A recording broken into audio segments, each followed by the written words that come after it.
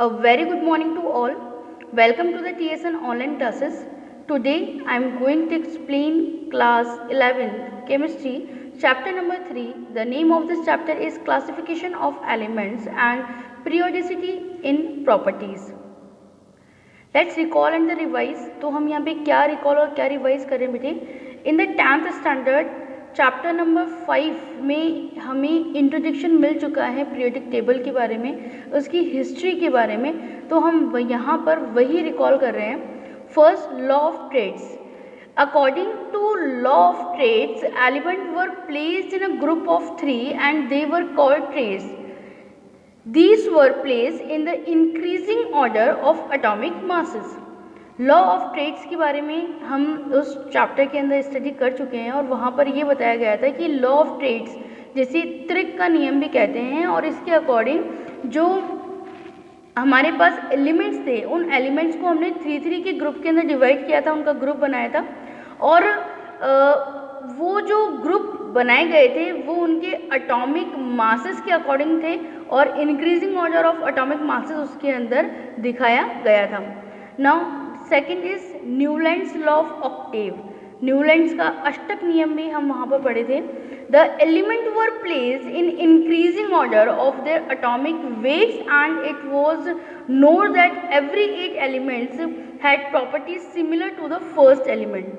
तो Newlands law of octave को हमने म्यूज़िक के अकॉर्डिंग समझा था कि सारे गामा पा जो म्यूज़िक के जो नोट्स होते हैं उसके ऊपर हमने इनकी स्टडी करी थी कि सारे गामा पा सारे. इस तरीके से जो फर्स्ट और 8 नंबर का जो भी नोट्स साथ में आ रहा था तो हमने बताया था कि भाई फर्स्ट एलिमेंट और उसके बाद में 8 नंबर का जो एलिमेंट होगा उनकी जो प्रॉपर्टीज़ थी वो सिमिलर थी. उन्हें इंक्रीजिंग ऑर्डर के अंदर ही हमने अरेंज किया था और 8 के ग्रुप के अंदर लगाया था. बस वहाँ पर ये ध्यान रखा गया था कि first number 8 number and then after जो 8 के बाद में जब जिसके लिए 8 फर्स्ट नंबर होगा और नेक्स्ट 8 नंबर का जो एलिमेंट होगा उन सबकी जो प्रॉपर्टीज़ थी वो आपस में सिमिलर थी. The relationship was just like every 8 note the resemble the first in octave of music. Newlands law of octave seem to be turn to elements only up to calcium. ये जो Newlands का जो law था वो केवल और केवल calcium तक ही स्टेबल रह पाया. उसके आगे के जो एलिमेंट्स थे उसको इस लॉ के अकॉर्डिंग अरेंज करना पॉसिबल नहीं था. तो देखिए यहाँ पे टेबल 5.2 आपकी बुक में जो है वो शो किया गया है. डोबेरन ट्रेड्स जो है वो हमने यहाँ पर बताया है कि लिथियम, कैल्शियम और क्लोरीन जो है उनके किस तरीके से ग्रुप बने हैं. Lithium, sodium and potassium, calcium और स्ट्रोंशियम, बेरिलियम एंड इसी तरीके से जो क्लोरीन है उसका भी हमने इस तरीके से 3 के ट्रेड्स यहाँ पर बनाए हैं. नाउ न्यूलैंड्स ऑक्टेव की सेम यही जो टेबल है वो हमने 10th क्लास के चैप्टर नंबर 5 के अंदर हमने स्टडी किया था और यहाँ पर म्यूज़िक के नोट्स के अकॉर्डिंग इन्हें अरेंज किया गया है. ठीक है, तो नेक्स्ट है हमारे पास में मेंडलीव पीरियोडिक टेबल और हमने वहाँ पर ये स्टडी किया था कि उस समय के अंदर जब पीरियोडिक टेबल के बारे में स्टडी की जा रही थी तो वहाँ पे उस समय मेंडलीव ने जो वर्क किया था वो बहुत ही ज़्यादा बेनिफिटेबल था. और हम ये माने कि बहुत हद तक पीरियोडिक टेबल के बारे में जो स्टडी है, जो स्ट्रक्चर तैयार करके देने का काम है वो मेंडलीव ने किया था. The properties of the elements are a periodic function of their atomic weight. तो ये मेंडलीव की जो पीरियोडिक टेबल है उसका लॉ था और उस समय भी ये बहुत इंपॉर्टेंट था इन द 10th स्टैंडर्ड और आज भी ये बहुत इंपॉर्टेंट है. The law of Mendeleev periodic table. और लॉ क्या था कि the properties of the elements are a periodic function of their atomic weight. जो एलिमेंट्स होते हैं उनकी जो प्रॉपर्टीज़ होती है उनका जो पीरियोडिक फंक्शन है यानी आवर्ती फलन है वह उनके भार के अकॉर्डिंग होता है. ठीक है, Mendeleev arrange elements in a horizontal Ross and the vertical columns of a table in order of their increasing atomic weight in such a way that the elements with similar properties occupy the same vertical columns or group. तो Mendeleev ने elements को arrange करने के लिए horizontal रोज का और vertical जो columns था उनका यूज़ किया, और मेंडलीफ ने ये बताया कि जो सिमिलर एलिमेंट्स हैं यानी जिनकी प्रॉपर्टी सिमिलर थी उन्हें उसने सेम ग्रुप के अंदर रखने की कोशिश करी। Now Mendeleev left gaps under silicon and the aluminum, and those were known as the eka aluminum and eka silicon। जो मेंडलीफ ने सिलिकॉन और एल्यूमिनियम के पास में कुछ जगह जो थी वो छोड़ के रखी, कुछ गैप्स था वो बना के रखा, और ये जो सिलिकॉन और एल्यूमिनियम है उसे एका एल्यूमिनियम और एका सिलिकॉन के नाम से भी जाना जाता है। तो ये इंपॉर्टेंट क्वेश्चन है आपका, यहाँ से एमसीक्यू पुटअप हो रहा है। Later it was discovered that the eka aluminum had properties similar to the gallium and eka silicon had properties similar to the germanium। आगे जाके ये खोज की गई कि जो एका एल्यूमिनियम है इसकी जो प्रॉपर्टीज़ है वो गैलियम की सिमिलर थी, और जो एका सिलिकॉन है इसकी जो प्रॉपर्टीज़ है वो जर्मेनियम की सिमिलर थी। According to modern periodic law, अब अभी एट प्रेजेंट हम जिस पीरियोडिक टेबल को फॉलो करते हैं वो मॉडर्न पीरियोडिक टेबल है, और किसने दी थी? ये हेनरी मोज़ले के द्वारा दी गई पीरियोडिक टेबल है। तो what is the law of this periodic law? The physical and the chemical properties of the elements are periodic function of their atomic number. So ये बहुत इंपॉर्टेंट है। हमने मेंडलीफ के time atomic weight, atomic masses के बारे में study किया था, और यहाँ पर जो मॉडर्न पीरियोडिक टेबल है उसके अंदर हेनरी मोज़ले ने हमें बताया कि किसी भी एलिमेंट की फिजिकल और केमिकल प्रॉपर्टीज़ उस एलिमेंट्स की आवर्ती फलन होती है उसके एटॉमिक नंबर का।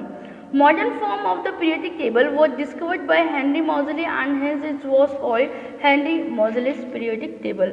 इसीलिए जो आधुनिक आवर्त सारणी है उसको हम हेनरी मोज़ले की आवर्त सारणी के नाम से जानते हैं। The periodic law revealed important analogues among the 94 naturally occurring elements, neptunium and the plutonium, like actinium and the protoactinium are also found in a pitch blende and ore or uranium। The horizontal row of the periodic table was called the periods, and while the vertical columns are called groups or families। जो horizontal raw है ये बहुत ही important है, और हम लोग बहुत अच्छे से जानते हैं, क्लास 9 से हम स्टडी कर रहे हैं कि पीरियोडिक टेबल के अंदर जो हॉरिजॉन्टल रॉ हैं इन्हें पीरियोडिक टेबल के अंदर जो हॉरिजॉन्टल रॉ हैं इन्हें पीरियड्स कहा जाता है, और जो वर्टिकल कॉलम्स हैं उन्हें हम ग्रुप्स कहते हैं। तो देखिए यहाँ पे ये जो लाइन हॉरिजॉन्टल लाइंस जो हैं यानी कि जो तिरछी लाइन है उन्हें पीरियड्स कहा जाता है, और जो लाइंस आपके वर्टिकल कॉलम्स हैं यानी कि खड़ी लाइंस जो हैं उन्हें ग्रुप्स के नाम से जाना जाता है। Division of periodic table. The periodic table is divided into 4 blocks, mainly the S, P, D and F block. तो पीरियोडिक टेबल जो है उसको मेनली हम लोगों ने 4 पार्ट में डिवाइड किया गया है, S block elements, P block elements, D block elements and F block elements. So first we are going to study the S block elements. The elements of group 1 जिन्हें कि हम एल्काइल मेटल्स के नाम से जानते हैं, एंड द ग्रुप 2 जिन्हें कि एल्कलाइन अर्थ मेटल्स के नाम से जाना जाता है। उनका जो कॉन्फ़िगरेशन है, इलेक्ट्रॉनिक कॉन्फ़िगरेशन है, वो एल्कलाइन मेटल्स का NS1 और एल्कलाइन अर्थ मेटल का NS2 है। Outermost electron configuration belong to the S block elements. ऐसा इसलिए है कि जो फर्स्ट ग्रुप है उसके जितने भी मेंबर होंगे उनके लास्ट के अंदर एक वेकेंट इलेक्ट्रॉन है जो कि एस ब्लॉक के अंदर आ रहा है।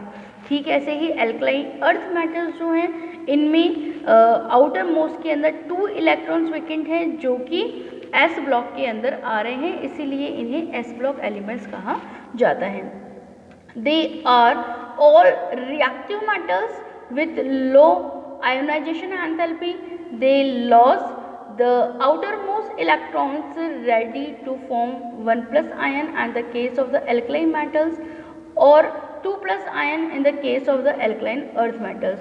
so जैसे कि मैंने अभी आपको बताया कि इसमें जितने भी मेंबर्स आते हैं फर्स्ट ग्रुप में, सेकंड ग्रुप में, तो उनके लास्ट में फर्स्ट ग्रुप के अंदर जो आउटर मोस्ट इलेक्ट्रॉन है वह मोस्टली 1 ही होता है, और जो एल्कलाई अर्थ मेटल है उसके आउटर मोस्ट के अंदर जो इलेक्ट्रॉन आता है वो 2 होते हैं। तो यहाँ पर 100% पॉसिबिलिटीज़ होती हैं कि वो अपना आउटर मोस्ट का 1 इलेक्ट्रॉन और जो 2 इलेक्ट्रॉन है उसे वो डोनेट कर दें और फिर पॉजिटिव आयन के अंदर कन्वर्ट हो जाए। तो ऐसा हमने स्टडी किया है इन 9th स्टैंडर्ड कि जो भी इलेक्ट्रॉन जो भी एलिमेंट इलेक्ट्रॉन को डोनेट करता है, खो देता है, लॉस कर देता है, वो प्लस आयन के अंदर कन्वर्ट हो जाते हैं, पॉजिटिव आयन में कन्वर्ट हो जाते हैं, और जो इलेक्ट्रॉन को गेन करते हैं वो नेगेटिव आयन के अंदर कन्वर्ट हो जाते हैं। सो हियर ये बताया गया है कि भाई फर्स्ट ग्रुप जो है उसमें हमें जो वैलेंसी मिलती हैं वो +1 आयंस की होती हैं, और एल्कलाई अर्थ मेटल के अंदर जो हमें वैलेंसी मिलती हैं एलिमेंट्स की वो +2 होती हैं। The metallic character and the reactivity increase as we go down the group. जब हम ऊपर से नीचे की तरफ आते हैं तो जो मेटेलिक कैरेक्टर होते हैं वो बढ़ते हैं, and because of high reactivity they are never found pure in nature. इसका कारण ये है कि ये बहुत हाईली रिएक्टिव होते हैं, बहुत ज़्यादा रिएक्टिव होते हैं, और इसीलिए ये नेचर के अंदर प्योर फॉर्म के अंदर नहीं पाए जाते हैं। जैसे कि एल्कलाई मेटल का एक मेंबर मैं आपके साथ डिस्कस करती हूँ, सोडियम है। तो what is the configuration of the sodium? The atomic number is 11 and the configuration is 281। सो ये जो अपना आउटर मोस्ट का 1 इलेक्ट्रॉन है उसे डोनेट कर देता है, लॉस कर देता है, और किस में कन्वर्ट हो जाता है? Na+ आयन के अंदर। So we know very well what is the property of the sodium. Sodium जो है बहुत सॉफ्ट होता है मेटल्स के अंदर, वो क्या है, एक एक्सेप्शन केस है, बहुत ज़्यादा सॉफ्ट होता है, और इसके अलावा इतना ज़्यादा रिएक्टिव होता है कि इसे कैरोसिन के अंदर डिप करके रखा जाता है। यदि इसे कैरोसिन से बाहर निकाले तो ये एनवायरनमेंट की ऑक्सीजन से ही कांटेक्ट कर लेगा और बर्न होने लग जाता है। ठीक ऐसे ही यदि इसे वाटर के अंदर डाल दिया जाए तो भी ये वाटर में प्रेजेंट ऑक्सीजन से रिएक्ट हो जाता है और बर्न होने लग जाता है। तो यहाँ पर मैं आपके साथ ये शेयर कर रही हूँ कि ये कितने ज़्यादा रिएक्टिव हैं। बिकॉज ऑफ हायर रिएक्टिविटी ये हमें नेचर के अंदर प्योर फॉर्म के अंदर नहीं मिल पाते हैं। The compounds of the S block elements with the exception of those of the lithium and beryllium are the predominantly ionics. तो एस ब्लॉक एलिमेंट्स के अंदर हमें बहुत सारे एक्सेप्शनल केसेस भी देखने को मिलते हैं, जैसे हमने सोडियम के बारे में डिस्कस किया, ठीक ऐसे ही लिथियम और बेरियम जो हैं वो भी इसके अंदर एक्सेप्शनल केसेस के अंदर आते हैं। So P block elements I will explain to you the next part of this chapter. Thank you very much, students.